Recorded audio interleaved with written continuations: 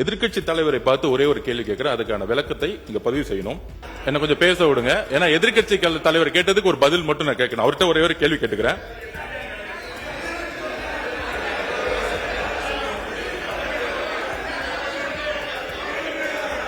நீங்க நல்லபடியா அந்த மேகதாது பிரச்சனையில் நம்முடைய ஒற்றுமையை பற்றி பேசுகிற போது இது போல் கருத்து மாறுபாடு தேவையில்லை என்பது என்னுடைய கருத்து. எனவே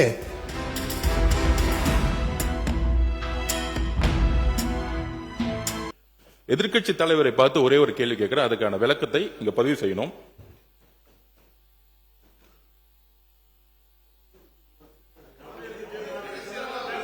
கர்நாடக அரசு மேகதாது அணை கட்டுவதற்கான அதாவது என்ன கொஞ்சம் பேச விடுங்க. ஏன்னா எதிர்க்கட்சி தலைவர் கேட்டதுக்கு ஒரு பதில் மட்டும் நான் கேட்கணும். அவர்கிட்ட ஒரே ஒரு கேள்வி கேட்டுக்கிறேன்.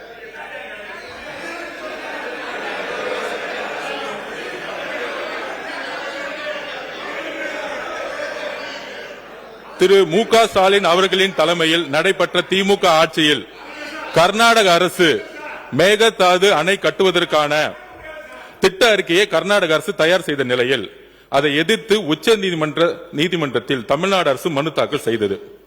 அந்த மனுவை உச்ச நீதிமன்றம் 13/11/2025 அன்று தள்ளுபடி செய்தது. தமிழ்நாடு அரசின் மனுவை உச்ச நீதிமன்றம் தள்ளுபடி செய்ததை எதிர்த்து அன்றைய திமுக அரசு மீண்டும் உச்ச நீதிமன்றம் சீராய்வு மனுவை தாக்கல் செய்தது. அந்த சீராய்வு மனுவும் 15/4/2026 அன்று உச்ச நீதிமன்றத்தால் தள்ளுபடி செய்யப்பட்டது. அதையடுத்து மறு சீராய்வு மனுவை அன்றைய திமுக தலைமையிலான தமிழ்நாடு அரசு உச்ச நீதிமன்றத்தில் தாக்கல் செய்தது. தமிழக உரிமையை காக்கும் கடைசி வாய்ப்பாக இருந்த அந்த மனு மீதும் கவனமாக உரிய வாதங்களை வலுவாக முன்னாள் முதலமைச்சர் திரு மு.க. ஸ்டாலின் அவர்கள் தலைமையிலான திமுக அரசு எடுத்து வைக்கவில்லை. அதை எடுத்து உச்ச நீதிமன்ற தலைமை நீதிபதி அமர்வு மறு சீராய்வு மனுவை 25/4/2026 அன்று தள்ளுபடி செய்தது. 3 முறை தள்ளுபடி செய்ததுக்கான விளக்கத்தை மாண்புமிகு எதிர்க்கட்சி தலைவர் இங்கு விளக்க வேண்டும். இந்த உச்சநீதிமன்றத்தில் இந்த டிபிஆர் கேஸ தள்ளுபடி ஏன் சந்திச்சுன்னு அவங்களுடைய திமுக ஆட்சியில தான் இந்த மேகதாது விஷயமா உச்சநீதிமன்றத்தில் 3 முறையும் தள்ளுபடி செஞ்சாங்க. அது எதனால தள்ளுபடி செஞ்சு எதிர்க்கட்சி தலைவர்கள் சொல்லட்டும். நாங்கள் புதிய அரசை எங்களுடைய மாண்புமிகு முதலமைச்சர் வந்திருக்கோம். 3 முறை உச்ச நீதிமன்றத்தில் திமுக தலைமை அரசு மேகதாது அப்பீல ஏன் தோத்தாங்கிறத எதிர்க்கட்சி தலைவர் சொல்லட்டும். ஒருத்தர் அவங்க பேச போறாங்க. மாண்புமிகு உறுப்பினர் உட்காருங்க, அவங்க பேசட்டும். யாராவது ஒருத்தர் பேசுங்க.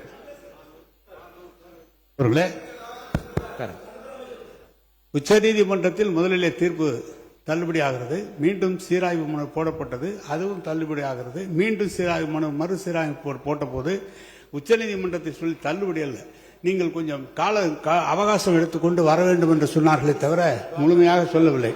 ஒன்று. இரண்டாவது, மாண்பு அமைச்சர் பெருமக்கள் முதலமைச்சரை புகழ்ந்து பேசுவது என்பது இயல்பு, அவர் பேசட்டும், அதெல்லாம் ஒன்று, எந்த விதமான மாறுபாடான கருத்து அல்ல. அவர் 3 ஆண்டு காலம் யாரையும் கண்டு பயப்பட வேண்டும் என்று சொல்லி முதலமைச்சரை குளிர்ப்பது இல்லை. அதை இங்கிருந்து ஒருத்தர் மாற்றி பேசி நீங்க யாரை பாராட்ட நினைக்கிறீங்களோ அது சண்டை வளர்க்கறதா இருக்கு. நீங்க நல்லபடியா அந்த மேகதாது பிரச்சனையில் நம்முடைய ஒற்றுமையை பற்றி பேசுகிற போது இது போல் கருத்து மாறுபாடு தேவையில்லை என்பது என்னுடைய கருத்து. எனவே கழக அரசு நமது தளபதி முன்னாள் முதலமைச்சர் அவர்கள் மேகதாதை பற்றி ஒரு நாள் கூட தாமதம் செய்யாமல் அடுத்த நடவடிக்கைகள் எடுத்திருக்கிறார் என்பதுதான் வரலாறு.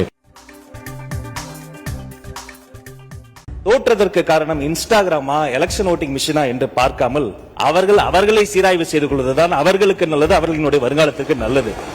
அதை விடுத்து சம்பந்தம் இல்லாமல் பொது தளத்தில் கிடைக்கக்கூடிய செய்திகளை வைத்துக் கொண்டு அப்படி பேசுவது மரபல்ல. வெற்றி 150 நாள் திட்டம், அது இந்த அரசு ஒன்றிய அரசிடம் சரண்டர் ஆகிவிட்டது என்பதற்கு எடுத்துக்காட்டான முதல் திட்டம் அந்த திட்டம். விபிஜி ராம்ஜி 40% மாநில அரசு, 60% ஒன்றிய அரசு. அந்த திட்டம் கிராமப்புற வேலைவாய்ப்புகளுக்கு நாங்கள் வேண்டாம் என்று எதிர்த்தோம். அதனால எங்களுக்கு 3591 கோடி ரூபாய் 591 கோடி ரூபாய் பணம் வரல. பணம் வரவில்லை என்றாலும் கூட அந்த மக்களுக்கு வேலை வாய்ப்பை கொடுத்தோம். ஆனா எந்த காலத்திலும் நாங்க உங்களுக்கு பணிய மாட்டோம் என்று சொல்லிவிட்டு நாங்கள் மகாத்மா காந்தியினுடைய தேசிய ஊரக வேலைவாய்ப்பு திட்டம் தான் வேண்டும் என்று வலியுறுத்தினோம். பிபிஜி ராம்ஜி திட்டத்தை ஏற்றுக்கொள்ளவில்லை. ஆனால் இன்றைக்கு ஒன்றிய அரசுக்கு அது சட்டமே இல்லாம செஞ்சிருவீங்க. அதுதாங்க உங்களுடைய சாதனை. எப்படி ஓட்டுல எலெக்ஷன்ல சத்தமே இல்லாம வந்தீங்களோ அது போல சத்தமே இல்லாம சரண்டர் ஆயிடுறீங்க. பள்ளிக்கல்வித்துறை அமைச்சர் அவர்கள். மாண்புமிகு சட்டமன்ற பேரவைத் தலைவர் அவர்களே, எதிர்க்கட்சியை பொறுத்தவரை சற்று நேரம் முன்பு மாண்புமிகு உறுப்பினர் தங்கம் தென்னரசு அண்ணன் பேசினார். உண்மையிலேயே அரசியல் வேறுபாடுகளை எல்லாம் தாண்டி அதில் பெற்றுக்கொள்வதற்கும் கற்றுக்கொள்வதற்கும் எண்ணற்ற செய்திகள் இருந்ததை நாங்கள் இளம் தலைவர்கள் குறித்துக் கொண்டோம். அந்த துணியில் பேசுகிற பொழுது இந்த சட்டமன்றத்தினுடைய மாண்பை பாதுகாக்க, மரபை வழித்தொடர அது வழிவகுக்கும். ஆனால் மதிப்பிற்குரிய உறுப்பினர் அவர்கள் பேசுகின்ற பொழுது ஆரம்பம் முதலே பொது தளத்தில் பார்த்தது, சோசியல் மீடியா, பில்லு வாங்க போனப்ப நீங்க எங்க பில்லு வாங்க போனீங்க என்று இந்த நிதி அறிக்கை சார்ந்து பேசாது ஒரு அரசியல் கூட்டம் போல பேசிக் கொண்டிருக்கிறார். மீண்டும் அவருக்கு நான் தெளிவுபடுத்த ஆசைப்படுகிறேன். தோற்றதற்கு காரணம் இன்ஸ்டாகிராமா எலெக்ஷன் ஓட்டிங் மிஷினா என்று பார்க்காமல் அவர்களை சீராய்வு செய்து கொள்வதுதான் அவர்களுக்கு நல்லது, அவர்களினுடைய வருங்காலத்துக்கு நல்லது. அதை விடுத்து சம்பந்தம் இல்லாமல் பொது தளத்தில் கிடைக்கக்கூடிய செய்திகளை வைத்துக் கொண்டு அப்படி பேசுவது மரபல்ல என்பதை உங்கள் வாயிலாக மாண்புமிகு உறுப்பினருக்கு நான் தெரியாது. என்னங்க நீங்க பில்லுக்குன்னு சொல்றீங்க, அதுக்கு இந்த மாதிரி பில்லுக்கு கொடுத்தாங்கன்னு சொல்லுங்க. அது ஏன்னா பழக தோஷமா இருந்திருக்கலாம்னு நான் நினைக்கிறேன். இப்போ பில்லு வாங்குறதுக்கு ஒவ்வொரு அலுவலகத்துக்கும் போய் பாருங்க. மாண்புமிகு அமைச்சர் அவர்களே, நீங்க ஏதாச்சும் போலீஸ் டிபார்ட்மெண்ட் அது உங்க கையில் இருக்கு பாருங்க. நீர்வளத்துறையிலே 3% கொடுத்தா தான் பில்லுன்னு சொல்லி சொல்றாங்க. மாண்பு பேரத்தலைவரே அவர்களே, அவர் ஆதாரத்துடன் சொல்லணும். அது பழைய காலம். அது இந்த காலத்துல ₹1 நாங்க வாங்கணும்னா இந்த இடத்துல நாங்க எங்களை உட்கார வைக்க மாட்டார் எங்களுடைய முதலமைச்சர்.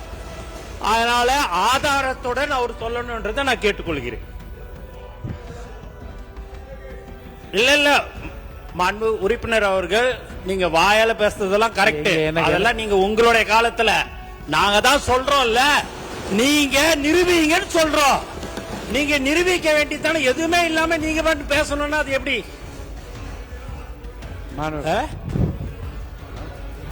யாரு போட்டிருக்கிறா? எல்லாரும் போடுறாங்க அப்படின்னாங்கன்னா நீங்க அதை அது ஆதாரத்துடன் நீங்க இருக்குதுன்னா நீங்க நிரூபிங்கன்னு தான் சொல்றோம். நீங்க எதுவுமே நீங்க பில்லுக்குன்னு சொல்றீங்க, அதுக்கு இந்த மாதிரி பில்லுக்கு கொடுத்தாங்கன்னு சொல்லுங்க. அது ஏன்னா பழக தோஷமா இருந்திருக்கலாம்னு நான் நினைக்கிறேன். உறுப்பினர் ரகுபதி பேச ஆரம்பிங்க, தொடர்ந்து பேசுங்க. 12 மணி நேரத்தில் 47 உயிர்கள் போயிருக்கு. இது இல்லாமல் 7 லட்சம் பேர் பாதிப்புக்குள்ளாயிருக்காங்க. அசாமில் ஏற்பட்ட கனமழை காரணத்தினால 16 டிஸ்ட்ரிக்ட்ல இருக்க 872 கிராமங்கள்ன்றது பாதிப்புக்குள்ளாயிருக்கு. இதுல குறிப்பா சிவசாகர், சரிட்டியோ, ஜோரட் என்ற இந்த 3 மாவட்டங்கள்ல இருந்து மட்டும் 47 பேர் உயிரிழந்திருக்காங்க. அசாம்ல இந்த முறை ஏற்பட்ட கனமழைன்றது வழக்கத்தை விட 437 மடங்கு அதிகமா பெஞ்சதா சொல்லப்படுது. 1 மடங்கு 2 மடங்கு அதிகமா பெஞ்சாலே அங்க அவ்வளவு வெள்ளன்றது வரும். அப்படி இருக்கப்ப 437 மடங்குனா அது எந்த அளவுக்கு அதிகமான மழைன்றதை பாத்துக்கோங்க. அடுத்தது நம்மளோட தமிழ்நாடு தான். அதனால தமிழ்நாட்டு மக்களும் சரி, தமிழ்நாட்டு அரசும் சரி, முன்னெச்சரிக்கை நடவடிக்கைகளை எடுத்து வச்சுக்கோங்க.